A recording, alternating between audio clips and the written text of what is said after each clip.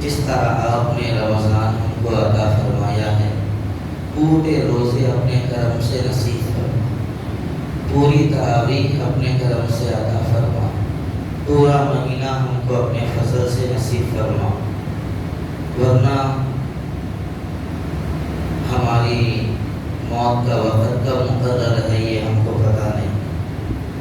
ہمارے ایک دوست کے والد صاحب یہیں ٹپا چبوترے میں رہتے تھے۔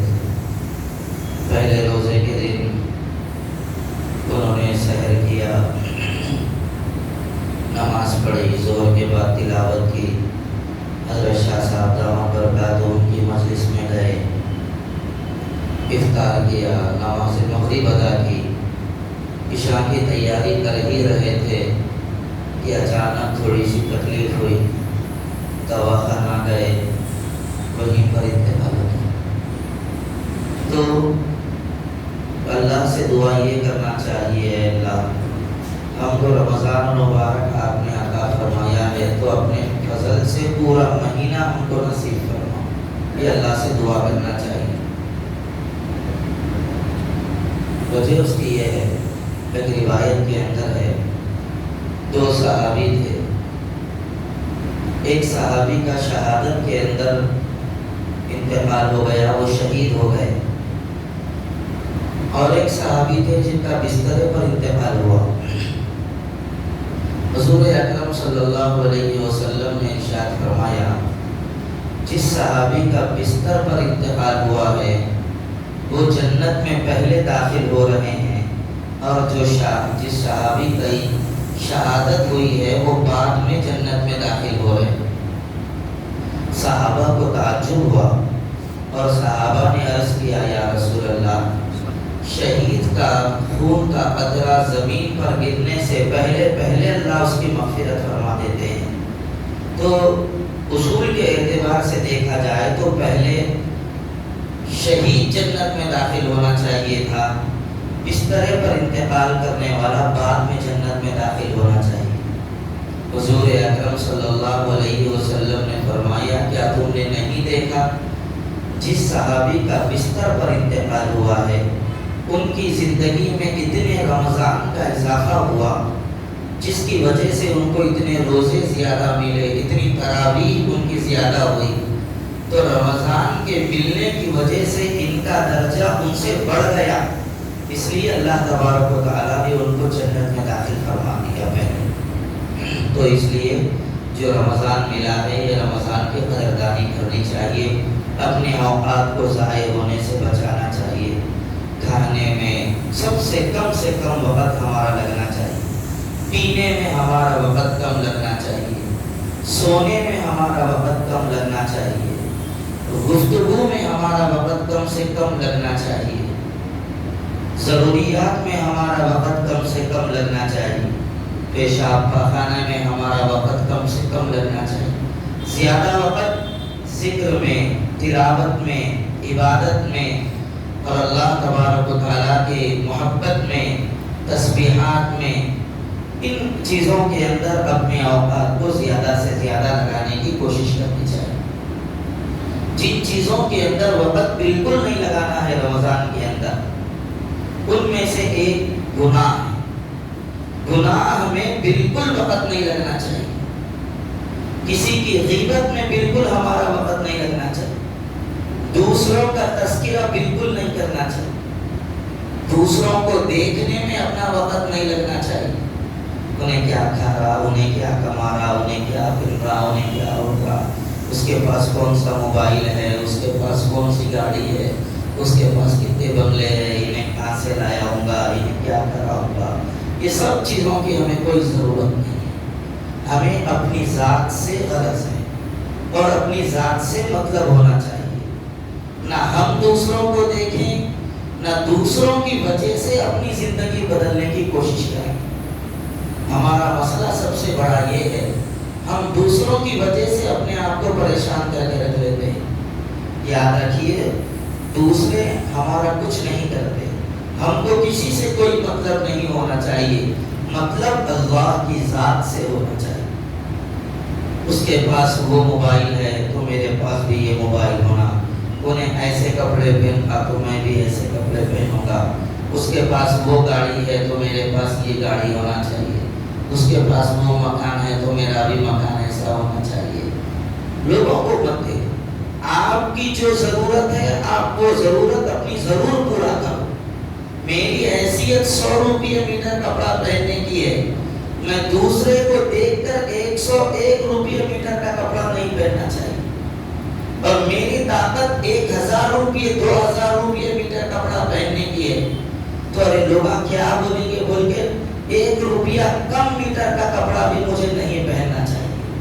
میری جو ضرورت ہے میں زیادہ جانتا ہوں، اپنی ضرورت اپنے کو پورا کرنا ہے۔ اور یاد رکھو، دوسروں کو آپ دیکھتے رہیں گے آپ کبھی خوش نہیں رہ سکیں گے، اپنی دلی تمنا کبھی پوری نہیں کر سکیں گے۔ لوگوں سے بے نیاز ہو جائیے، اللہ آپ کو بے نیاز کر دے گا۔ اکثر لوگ کسی حال میں پریشان ہیں، انہوں کیا بولتے انہوں کیا بولتے، آپ لوگوں کی زبان کو کبھی بند نہیں کر سکتے۔ آپ کسی کو اچھا کھلائیے، کہاں سے لایا کی، کہاں سے مار کے لایا کی، اتنا زیادہ کھلا رہا، اتنے پیسے کہاں سے ہے اس کے پاس، اس طرح بولیں گے۔ اور آپ ذرا تھوڑا میڈیم درجے کا کھلائیے، اتنا زیادہ رکھے گا، ایسا کھلا رہا دیکھو کیا کرتا کہ بچا کے رکھ لیں گے۔ تو یہ لوگوں کی زبان ہے، لوگوں کی زبان کو ہم کبھی بند نہیں کر سکتے، اس لیے لوگوں کا چھوڑ دیجئے، اپنی زندگی خود گزارنے کی کوشش کیجیے۔ اور ایک بات آپ سے یہ عرض کرنا ہے، رمضان المبارک اللہ نے دیا ہے تو اس کی خوب قدر کیجیے اور اللہ کی عبادت کے لیے اپنے آپ کو فارغ کر لیجیے۔ ہمارے اکثر مسلمان بھائی یہ کرتے ہیں، 5 دن میں تراویح پڑھ لیے، 10 دن میں تراویح پڑھ لیے، اس کے بعد تراویح کی چھٹی، صاحب روزے کی چھٹی۔ کئی نوجوان بچے ایسے ہیں، بڑی عمر کے تو چھوڑو، کئی نوجوان بچے تک ایسے ہیں، صاحب دھوپ میں کاروبار کرنا پڑتا، روزہ میں نہیں رہ سکتا، روزہ چھوڑ رہے ہیں، صاحب میرا کام بڑا ہارڈ ہے، میں روزہ نہیں رہ سکتا، اس لیے روزہ نہیں رکھ رہے۔ کئی لوگ تو ایسے ہیں خالی ڈر کے روزہ نہیں رہ رہے، روزہ رہے تو کیا ہوگا کہ کیا نہیں، کہ میں رہ سکتا ہوں کہ نہیں رہ سکتا ہوں۔ کئی مسلمان ایسے ہیں جو صرف ڈر کے روزہ نہیں رہ رہے۔ آپ ایک بات یاد رکھیے، رمضان کا ایک روزہ چھوڑ کر پوری زندگی بھی اگر ہم روزہ رکھ لیں گے تو رمضان کے ایک روزے کی جو فضیلت ہے، پوری زندگی روزہ رکھنے پر بھی وہ ایک روزے کی فضیلت نہیں مل سکتی۔ رمضان کا روزہ اتنا قیمتی ہے تو رمضان میں زیادہ سے زیادہ وقت اللہ کی عبادت کے لیے فارغ کر دینا چاہیے۔ اس کے واسطے ایک کام کرنا ہے، بہت آسان شکل ہے، کرو انشاءاللہ اللہ آسان کر دے گا۔ ایسا تو نہیں ہے نا صاحب رمضان اچانک آ کے بول رہا میں آ گیا دیکھو، ایسا تو نہیں ہے نا۔ اب یہ رمضان آیا ہے، اب یہ رمضان جاتے ہی پھر اعلان کرتا ہے رمضان، پھر 12 مہینے کے بعد میں آنے والا ہوں، 1 مہینہ گزرتے 11 مہینے کے بعد پھر میں آنے والا ہوں، 10 مہینہ ہوتے پھر میں آنے والا ہوں۔ تو اس لیے ایک کام یہ کیجئے، عبادت چھوڑ کے پیسے کمانا کمال نہیں ہے، اس میں برکت نہیں ہوگی۔ عبادت کے ساتھ ساتھ پیسے کمائیں، بلکہ ہم تو یہ کہتے ہیں رمضان کے اندر اللہ کی عبادت کے لیے اپنے آپ کو فارغ کر دیجیے، پھر رمضان میں نہیں کمائیں گے تو کیا ہوگا؟ اس کے لیے ایک آسان شکل یہ ہے، ایک ڈبہ بنائیے، ایک غلہ بنائیے، اس کے اوپر لکھ دیجیے یہ رمضان کا خرچہ ہے۔ ہر مہینہ اللہ نے جیسی آپ کو توفیق دی ہے، 1500 روپے 2000 روپے اس کے اندر ڈالتے جائیے ہر مہینہ، یہ رمضان کے پیسے ہیں میرے، تو آپ ڈالتے جائیں گے تو رمضان آنے سے پہلے 11-12 مہینوں تک آپ کے آسانی سے 22,000 24,000 روپے جمع ہو جائیں گے۔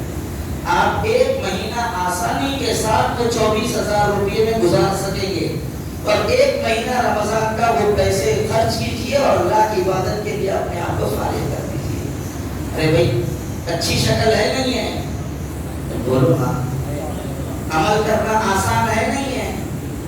ارے بولو صاحب، میری آواز بیٹھی تو بھی میں اتنا چیز کے بول رہا ہوں، آپ لوگ بول رہے نہیں۔ دیکھو بیان سننا کمال نہیں ہے، عمل کا جذبہ کمال ہے، تو کریں گے انشاءاللہ عمل؟ ماشاءاللہ، تو عمل کیجئے۔